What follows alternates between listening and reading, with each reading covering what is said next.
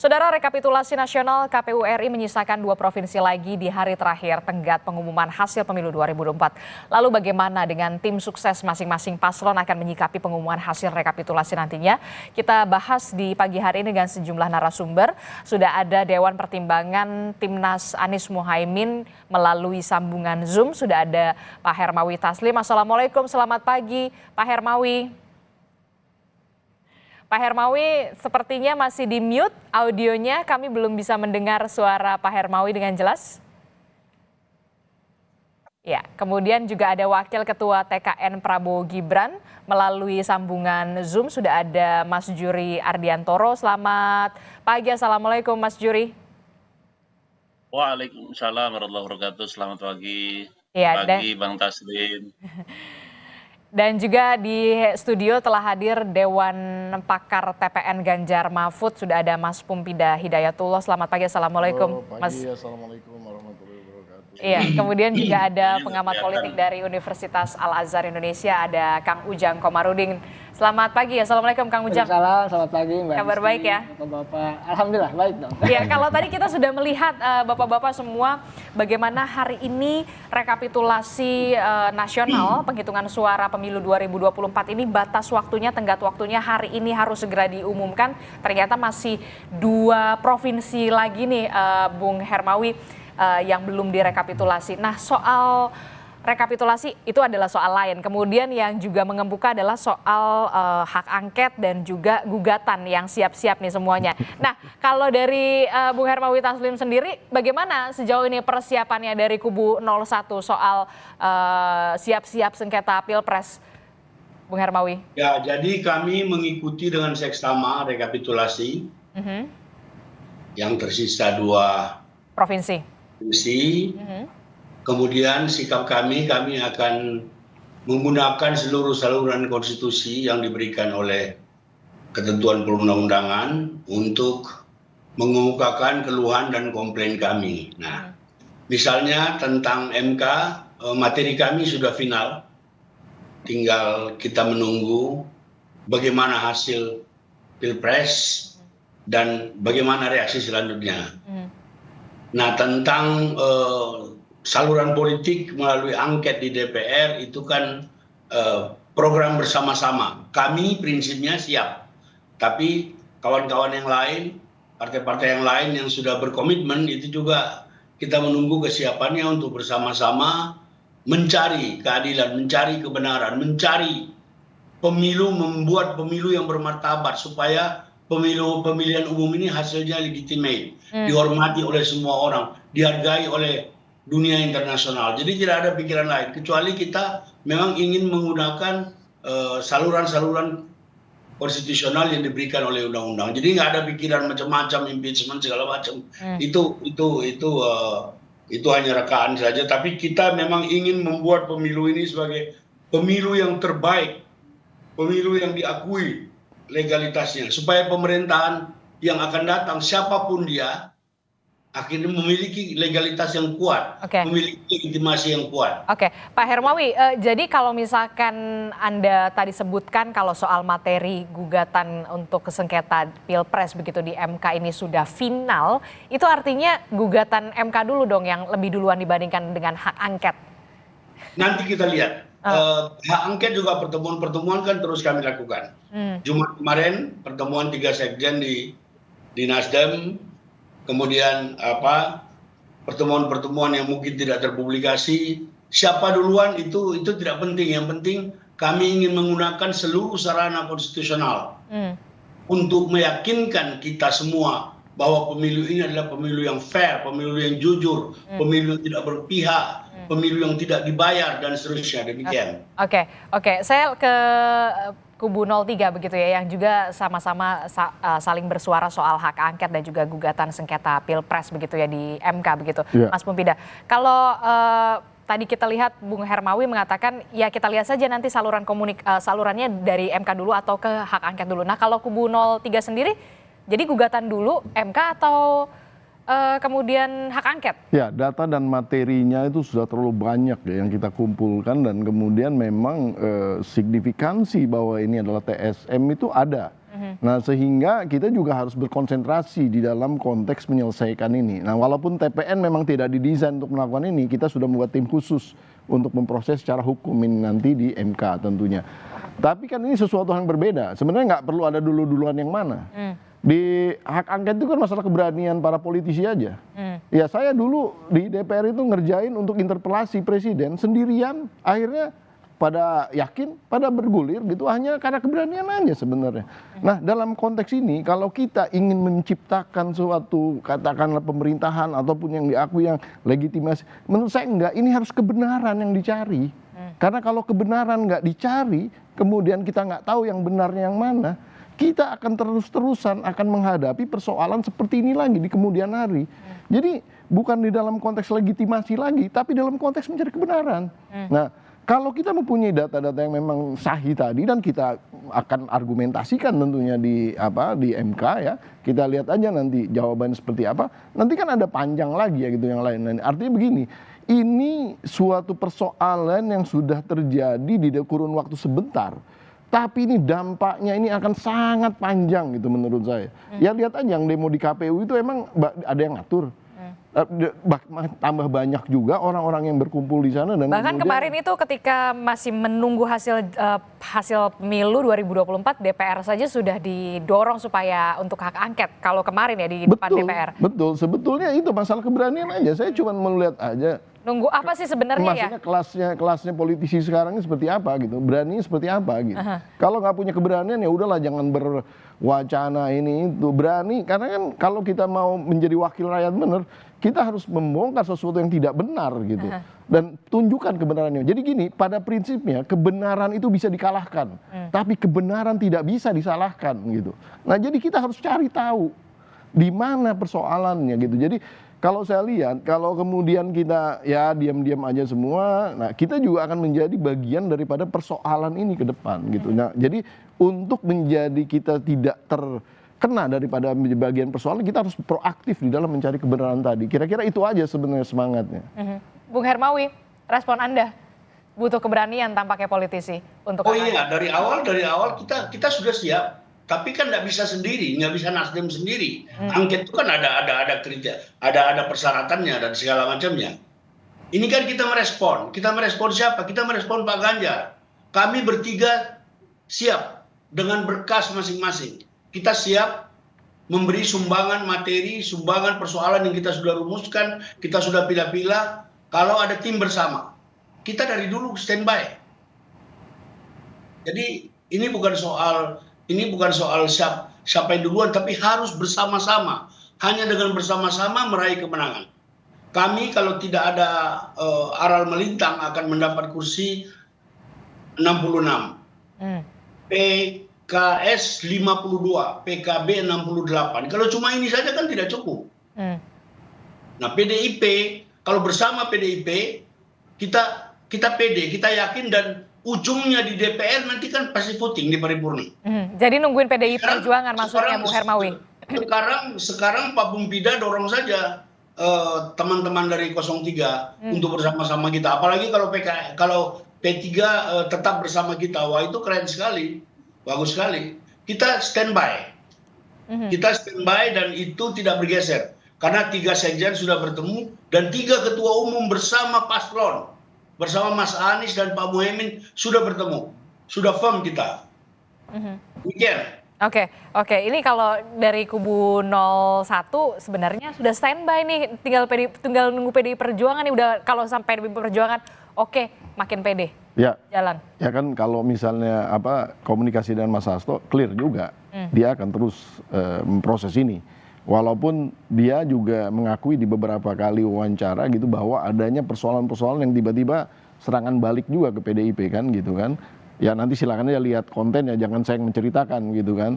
Nah itu kan menceritakan bahwa sebenarnya juga persoalan ini kan masalah mengancam ini juga masalah keberanian pada akhirnya. Makanya tadi saya bilang, saya tantangannya nih, teman-teman pada berani nggak gitu. Oke. Biar tambah semangat sebenarnya. Jangan sampai kemudian ini kan lagi bulan Ramadan, sebentar lagi mau Lebaran nih. Jangan Iya. sampai malah saling memaafkan lagi nanti kalau misalkan udah Ya memaafkan sih harus, saling memaafkan. Tapi mencari kebenaran kan juga harus terus gitu, sampai ketemu gitu kebenarannya di mana. Kira-kira itu. Oke, Mas Juri, respon Anda bagaimana nih kalau Bung Hermawi katanya sudah standby, bahkan sudah final, kemudian kubu 03 juga sudah menyiapkan bukti-buktinya TSM. Nah, respon dari kubu 02 sendiri bagaimana menyikapi ini? Khawatir? Pertama, kalau 02 kan soal angket Nggak, itu terkait clear. ya, karena angket itu kan adalah wilayah dan kewenangan partai politik atau anggota atau DPR sebagai representasi partai politik. Untuk gugatan Dan sengketa Pilpres ini? Dan sasaran dari angket itu tidak mestinya atau relevansinya kan tidak terkait dengan penyelenggaraan pemilu. Dari mana angket itu atau relevansinya untuk menyoal pelaksanaan pemilu gitu loh. Kalau kita lihat ketentuan atau pengertian dari angket itu kan terkait dengan pelaksanaan undang-undang atau kebijakan pemerintah yang berdampak luas dan sebagainya gitu. Nah, pemilu itu diselenggarakan oleh lembaga yang independen namanya KPU, Bawaslu, DKPP gitu. Nah, kalau angket mau menyasar ke dalam pelaksanaan yang dikelola oleh lembaga independen, maka di mana relevansinya? Atau apakah kita akan mendegradasi lembaga-lembaga yang sudah kita buat sendiri? Gitu. Nah, ya silakan saja, kita hormati saja proses yang berlangsung di internal. Itu kalau hak partai. angket. Kemudian kalau gugatan ke MK 01 dan juga 03 tampaknya sudah begitu siap begitu. Respon Anda? Ya, soal angket kan, kemudian juga soal MK itu juga tentu harus kita hormati. Itulah saluran-saluran politik, saluran-saluran yang memang bisa digunakan oleh para pencari keadilan, pencari kebenaran kata Bang Pumpida tadi gitu. Jadi kita hormati. Nah, problemnya adalah atau selanjutnya tentu kita akan tunggu sejauh mana teman-teman yang membawa dugaan atau bukti-bukti dugaan pelanggaran pemilu, apakah nanti bisa terkonfirmasi ataukah sebaliknya. Dari 02 tentu juga kami juga bukan hanya bersiap untuk mengumpulkan data, kami juga punya data. Karena dugaan pelanggaran juga tidak hanya dilakukan oleh salah satu pihak. Dugaan pelanggaran juga merata ke banyak pihak. Kalau dugaan ya, dan korbannya atau pihak yang menjadi korban dalam pelanggaran itu juga merata. Jadi kita akan coba bangun bangun situasi di mana kita akan mengkonfirmasi satu persatu apa saja yang menjadi dugaan, apa saja yang dituduhkan di dalam pemilu ini. Jadi kita tunggu saja permainan di MK maupun di angket, monggo saja silakan.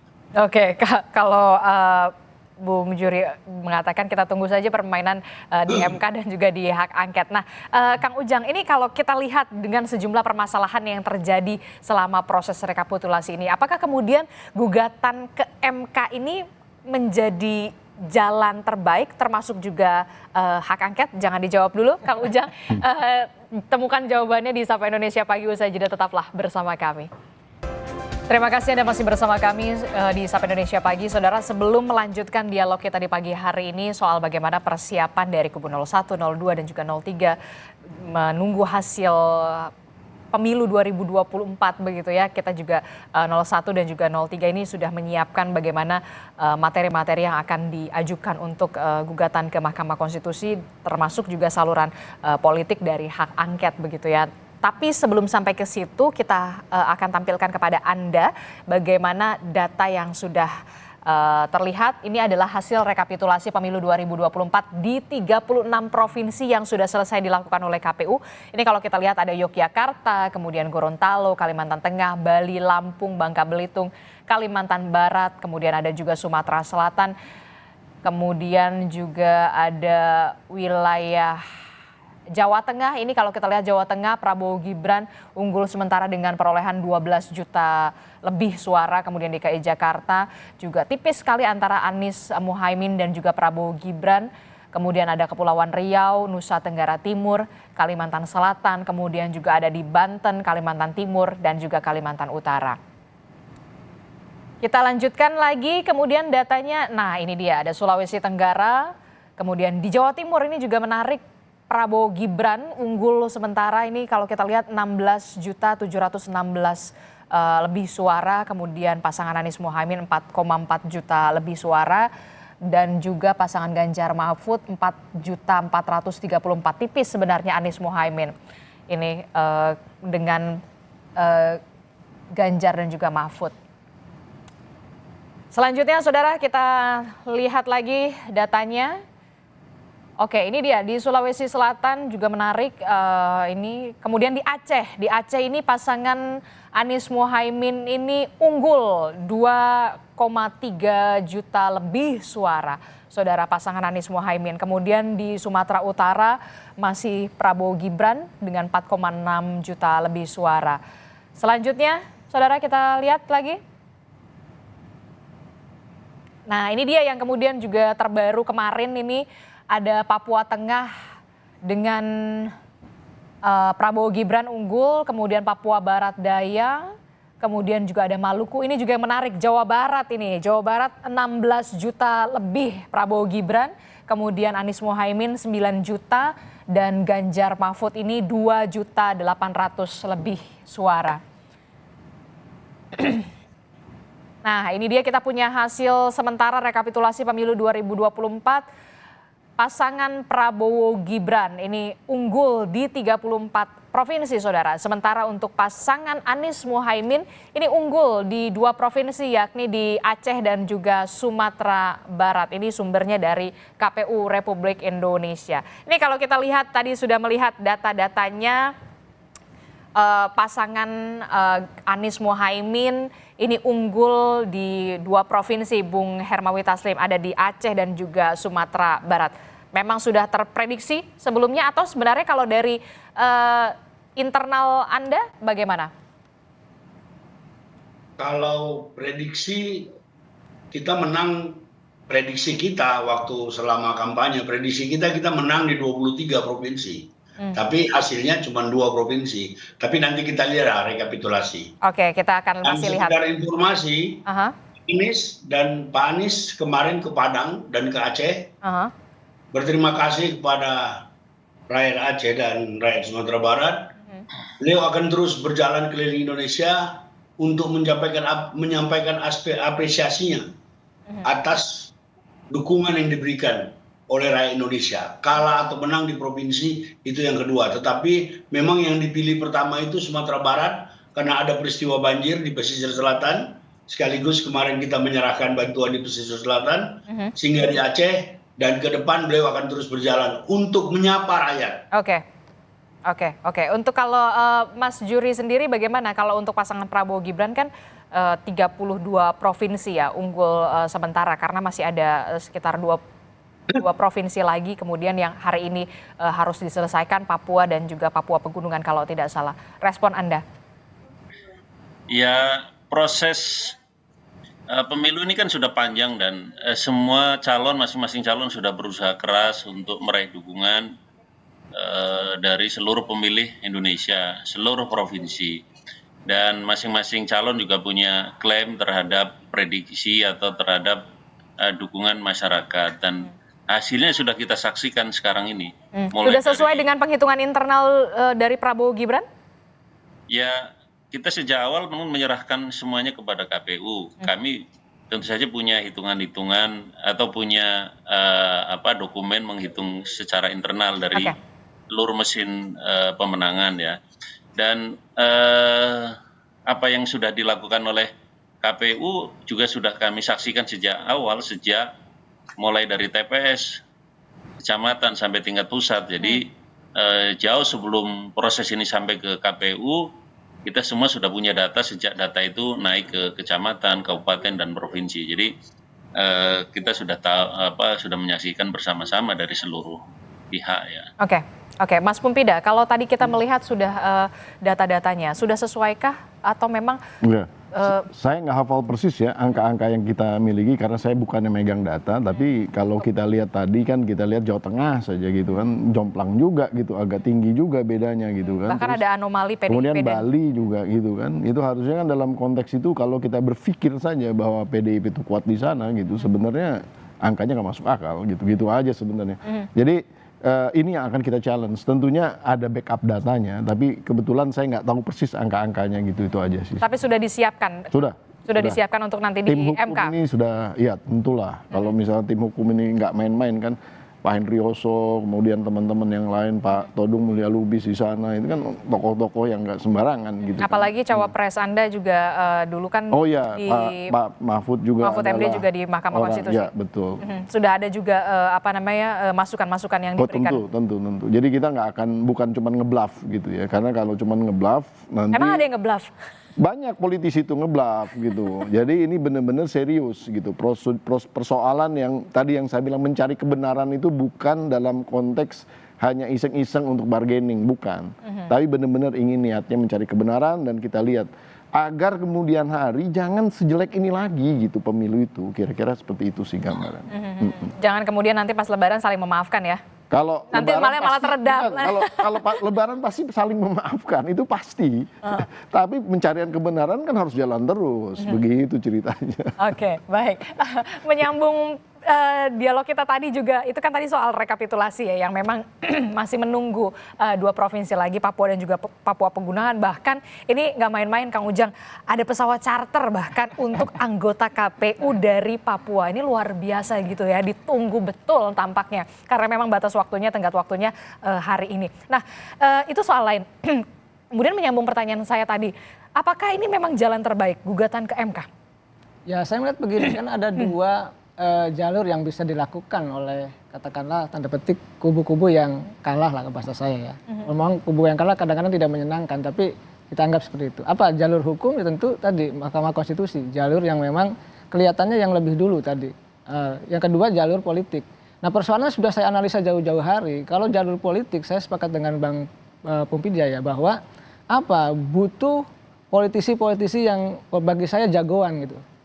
Dia butuh politisi yang bersih, yang ketika misalkan diserang balik dengan kasus-kasus tertentu, itu mereka berani. Ini sebenarnya dalam konteks dukungan dari 0103 kita petakan misalkan. Kalau dorongan hak angket, maka saya katakan di teman-teman media, ini agak sulit, agak berat, agak layu sebelum berkembang. Makanya muncullah lalu laporan kepada Pak Ganjar terkait dugaan kasus korupsi, dugaan loh ya. Nah ini kan menjadi daya setrum gitu. Awas loh, nanti yang lain juga begini. Ya lalu kita lihat misalkan tadi Bang Hermanwi Taslim, katakanlah kompak PKB, PKS dengan Nasdem. Saya tidak yakin dengan PKB. Kenapa? Ya PKB kalau kita nanti cari, misalkan nanti dicari-cari kasus hukumnya, petinggi-petinggi PKB-nya ini loh, kasusmu diam, jangan bergerak. Makanya minggu lalu saya menyaksikan di media katanya yang ketika sidang paripurna, ya Ibu Lulu Hamidah mengatakan ingin mendorong hak angket, lalu ada petinggi PKB yang mengatakan bahwa itu adalah urusan pribadi, bukan urusan partai. Dan bukan juga perintah Caimin. Nah ini juga menjadi persoalan. Jadi sangat panjang ini persoalan. Tapi kayak kita melihat dipertanyakan ya sekarang. Keinginan publik, keinginan kubu yang kalah mendorong hak angket ini harus kita dorong juga. Bagian daripada untuk melihat proses demokrasi yang berjalan dengan sehat, kuat dan bermartabat. Itu jangan penting. sampai kemudian tadi kalau kata Mas Pumpida hanya sekedar bluff semata. Nah dalam konteks itu tadi kalau Bang Pumpida mengatakan keberanian. Kalau saya butuh jagoan-jagoan yang memang akan mendorong hak angket itu. Ya karena memang penuh risiko di situ. Dan saya tidak yakin. Saya melihat juga misalkan P3. P3 sudah mengatakan, saya sering berdialog dengan petinggi P3 juga tidak akan mendorong kelihatannya.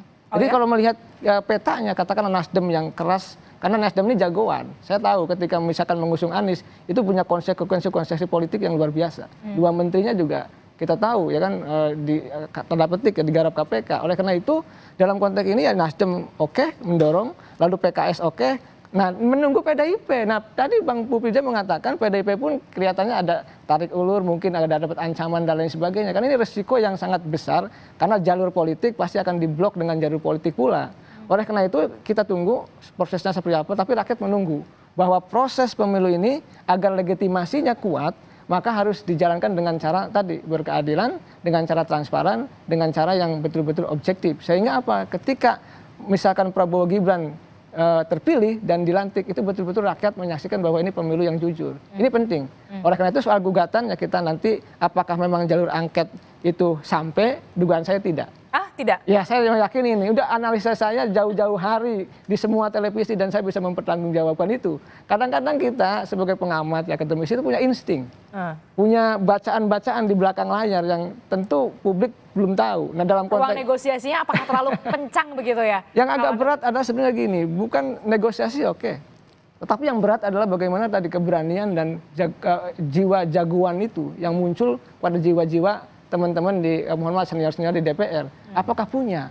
Mohon maaf, kita ini sebagai manusia biasa banyak persoalan, banyak kasus. Oleh karena itu ketika ditunjukkan di kasusmu ini loh, diam, jangan bergerak juga sulit. Oleh karena itu saya ketika melihat menganalisa dari partai-partai yang ada, yang mungkin yang akan mendorong PKS, Nasdem, PDIP masih tarik ulur. Apakah memang nanti mendorong? Ya kita saksikan. Nah dalam konteks ini saya ingin mengatakan bahwa kepada rakyat Indonesia bahwa kontestasi ini harus betul-betul jujur adil sehingga kita memang menjadi bangsa yang kuat dalam konteks berdemokrasi. Nah kita ini masih banyak kelemahan Pak. 3 indikator demokrasi aja kita tidak terpenuhi apa. Misalkan kenapa kita banyak persoalan, kenapa kita banyak money politik, kenapa banyak dugaan kecurangan dari pemilu ke pemilu, dan ini lingkaran setan. Karena 3 hal tidak pernah tuntas. Pertama apa? Soal pendidikan masyarakat. Raw material pendidikan kita tamatan SD, belum lulus SMP. Ini menjadi persoalan demokrasi yang harus kita bangun. Masa dari waktu ke waktu, dari pemilu ke pemilu nggak pernah meningkat. Ini problem. Nah ini PR juga untuk politisi yang menang juga untuk membangun pendidikan yang bagus. Yang kedua soal ini income pendapatan masyarakat, kita banyak yang miskin. Makanya banyak yang diberi bansos, banyak diberi uang, bahkan ada yang mengatakan sampai 1 juta 1 suara, 600.000 ini jadi persoalan. Karena memang kita tidak pernah mau, mohon maaf, mesejahterakan rakyat. Ini PR besar. Yang ketiga penegakan hukum. Kita ini karut-marut penegakan hukumnya. Demokrasi harus paralel dengan penegakan hukum. Jadi kalau penegakan hukumnya tebang pilih, misalkannya menyikat kubu tertentu, mengamankan kubu yang lain, ini menjadi persoalan. Oleh karena itu 3 indikator ini kita bangun bersama-sama ke depan agar pemilunya betul-betul pemilu yang berkualitas. Begitu. Kalau kalah menang itu menjadi hal yang biasa. Tapi jujur dan adilnya itu dan kemudian benar-benar terbukanya itu yang kemudian dinantikan begitu sebenarnya ya, betul atau tidak? Ya makanya kita dorong apakah memang nanti jalurnya diangket, tapi saya tidak yakin. Tapi ya perjuangan yang akhir mungkin di Mahkamah Konstitusi, buka saja. Dan itu menurut Anda jalan terbaik di MK? Ya jalan terbaik sesuai dengan Undang-Undang Nomor 7 2017. Memang di Mahkamah Konstitusi. Saya meyakini semua kontestan, terutama yang kalah akan melalui jalur itu. Karena waktunya tidak lama kan. Oleh karena itu saya meyakini ya di situ adu bukti, adu data, sehingga nanti publik akan melihat bahwa di sini curang, di sini tidak, siapa yang curang, siapa yang tidak akan kelihatan kok. Kita tunggu bahwa ini adalah proses demokrasi yang terbuka, sehingga kita bisa menyaksikan proses demokrasi itu betul-betul enak gitu, betul-betul menyenangkan, betul-betul membanggakan bagi bangsa ini. Kita negara demokrasi terbesar dan sangat kompleks demokrasinya. Oleh karena itu ketika bisa menghadirkan pemilu yang berkualitas, itu dambaan kita semua. Respon Anda, Bung Hermawi, kalau tadi kata Kang Ujang, layu sebelum berkembang nih nampaknya kalau untuk hak angket perlu keberanian dari politisi. Bahkan juga, apalagi kalau misalkan sudah dikasih lihat nih kartu-kartu asnya. Gimana respon Anda, Bung Hermawi? Ya, jadi Kang Ujang ya namanya juga pengamat, kita hormatilah beliau. Tetapi mohon kami diberi kesempatan juga untuk berusaha agar ide awal angket ini bisa terwujud. Saya kira keinginan kita sama, bagaimana memastikan mencari kebenaran yang tadi dikatakan Pak Pupida, sekaligus memastikan pemerintahan yang akan datang itu legitimate, karena semua persoalannya kita sudah selesaikan. Jadi tadi juga saya mau menanggapi Pak Juri, kalau diangket itu nanti banyak yang akan diundang dan seterusnya. Misalnya pagi ini kami menemukan di provinsi Papua Barat Daya, di Dapil Sorong 1, ada 2 caleg, yang keduanya adalah ketua KPPS.